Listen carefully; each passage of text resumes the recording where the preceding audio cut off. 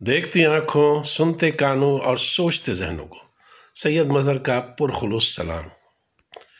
میری آج ویڈیو کا عنوان ہے ماہ رمضان۔ میں رمضان المبارک کی آمد پر اپنی والدہ، بھائی بہنوں، بیوی بچوں، اپنے دوستوں، رشتہ داروں، تمام عالم اسلام اور اہل وطن کو دلی مبارکباد پیش کرتا ہوں۔ یہ اللہ تعالیٰ کا فضل و کرم ہے کہ ہمیں اس ماہ مبارک کی فیوز و برکات سے مستفید ہونے کا موقع میسر آیا ہے۔ میری دعا ہے کہ ہم سب کی زندگی میں اس طرح کے مبارک موقع بار بار آتے رہیں۔ دوستو، ماہ رمضان برکتوں والا مہینہ ہے۔ اس ماہ کی عظمت کا اندازہ اس بات سے لگایا جا سکتا ہے کہ قرآن مقدس کا نزول اسی پاک مہینے میں ہوا۔ رمضان کا پہلا عشرہ رحمت، دوسرا عشرہ مغفرت اور تیسرا عشرہ جہنم کی آگ سے نجات کا ہے۔ جب رمضان المبارک کا چاند نظر آتا ہے تو آپ صلی اللہ علیہ وسلم فرماتے تھے کہ یہ چاند خیر و برکت کا ہے، یہ چاند خیر و برکت کا ہے، یہ چاند خیر و برکت کا ہے۔ میں اس ذات پر ایمان رکھتا ہوں جس نے تمہیں پیدا کیا۔ حضرت جبریل علیہ السلام نے دعا کی کہ ہلاک ہو جائے وہ شخص جس کو رمضان کا مہینہ ملے اور وہ اپنی بخشش نہ کروا سکے، جس پر حضرت محمد صلی اللہ علیہ وآلہ وسلم نے ارشاد فرمایا، آمین۔ حضرت جبریل علیہ السلام کی یہ دعا اور اس پر حضرت محمد صلی اللہ علیہ وسلم کا آمین کہنا، اس دعا سے ہمیں رمضان کی اہمیت کو سمجھ لینا چاہیے۔ روزہ وہ عظیم فریضہ ہے جس کو رب ذوالجلال نے اپنی طرف منسوب فرمایا ہے، اور قیامت کے دن رب تعالیٰ اس کا بدلہ اور اجر بغیر کسی واسطہ کے بذات خود روزہ دار کو عنایت فرمائیں گے۔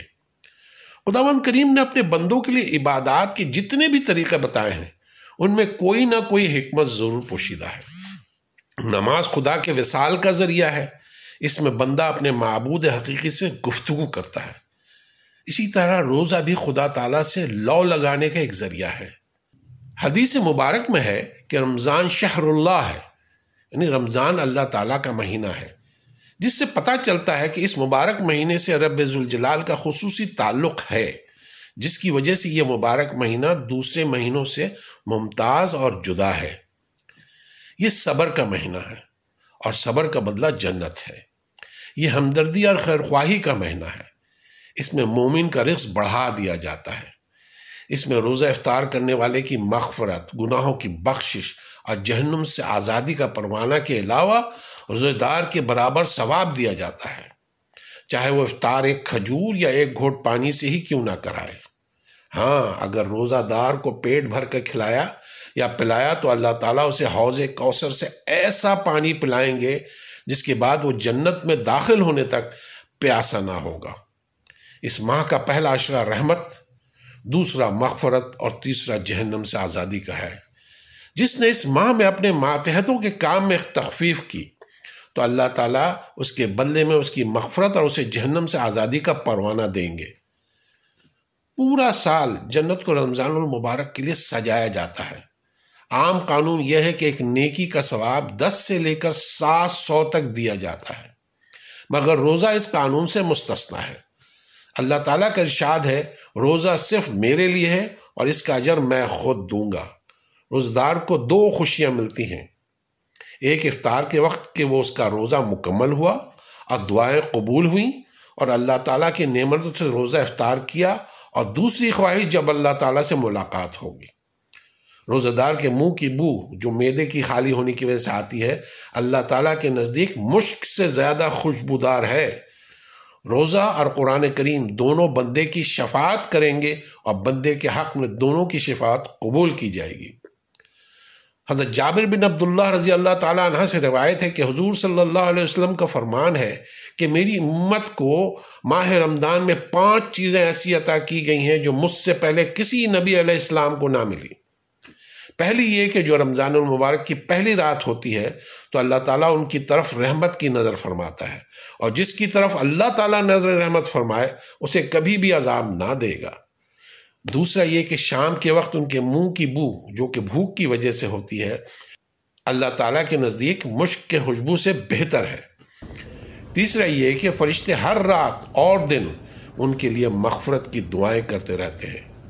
چوتھے یہ کہ اللہ تعالیٰ جنت کو حکم دیتے ہیں اور ارشاد فرماتے ہیں میرے نیک بندوں کے لیے سج جاؤ، مزین ہو جا، ان قریب وہ دنیا کی مشقت سے میرے گھر میں راحت پائیں گے۔ پانچواں یہ کہ وہ ماہ رمضان کی آخری رات آتی ہے تو اللہ تعالیٰ سب کی مغفرت فرما دیتا ہے۔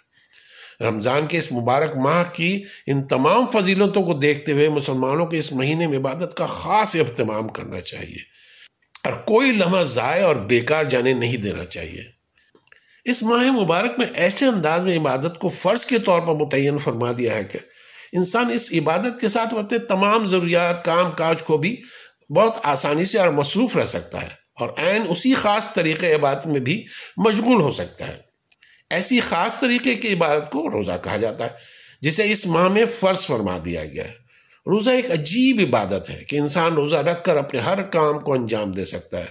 روزہ رکھ کر صنعت، حرفت، تجارت، زیارت، ہر کام بخوبی احسن کر سکتا ہے۔ اور پھر بڑی بات یہ ہے کہ ان کاموں سے مشغول ہونے کے وقت بھی روزے کی عبادت روزہ دار سے بے تکلف خود بخود صادر ہوتی رہتی ہے اور اس کو عبادت میں مشغولی کا ثواب ملتا رہتا ہے۔ دوستو، میری دعا ہے کہ اللہ تبارک و تعالی ہمیں رمضان المبارک کی قدر کرنے کی توفیق عطا فرمائے، ہماری تمام عبادتوں کو قبول فرمائے اور آخرت میں حضور اکرم صلی اللہ علیہ وآلہ وسلم کی شفاعت کے طفیل جنت الفردوس نصیب فرمائے، آمین۔ وصلی اللہ علی خیر خلقہ سیدنا محمد وعلی آلہ واصحابہ اجمعین۔ بہت شکریہ میرے دوستوں، اپنا اور اپنوں کا بہت خیال رکھیے اور اس کے علاوہ اپنے آس پاس کے لوگوں کا بہت خیال رکھیے اور خاص کر ان لوگوں کا بہت خیال رکھیے جن کا کوئی خیال نہیں رکھتا۔ السلام علیکم ورحمۃ اللہ وبرکاتہ۔